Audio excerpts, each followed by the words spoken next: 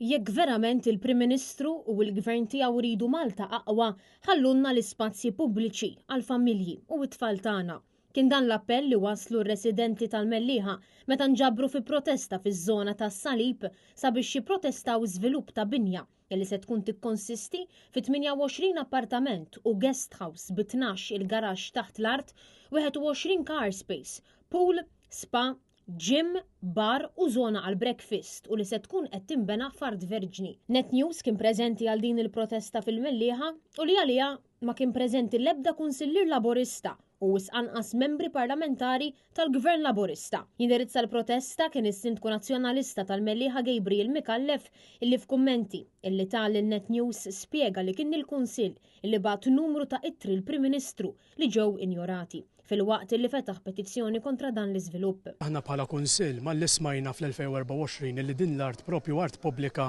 sa tittieħed għall-iżvilupp, aħna minnu fih tkellimna fisem residenti, iltqajna minkejja l-appelli sintendi wara l-oġġezzjoni ma l-awtorità tal-appjanar li għamilna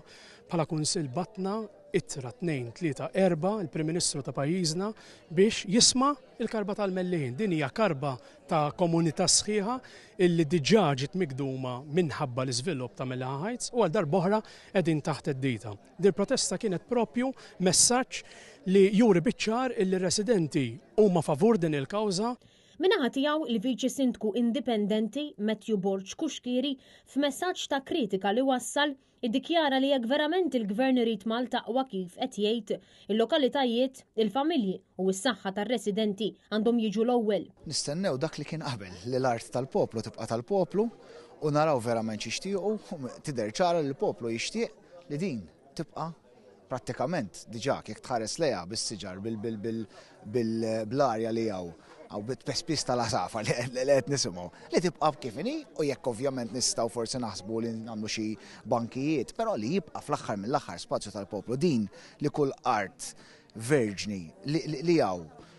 qed tingħata biċ-ċixri għal żviluppi massiċċi ma tistax tibqa' u l-Prim Ministru kien qal ċar li dak kien żball mela dan huwa żball ieħor. Intant is-Sindku Nazzjonalista Gabriel Mikallef fetaħ petizzjoni parlamentari fejn talab sabiex art fiż-żona tas-Salib minflok tingħata lill-iżviluppaturi għal guest house u numru ta' appartamenti u garaxxijiet issir spazju miftuħ għal pubbliku. Din il-petizzjoni qed tiġi mbuttata wkoll mir-residenti tal-Mellieħa li kienu preżenti jipprotestaw dan l-iżvilupp.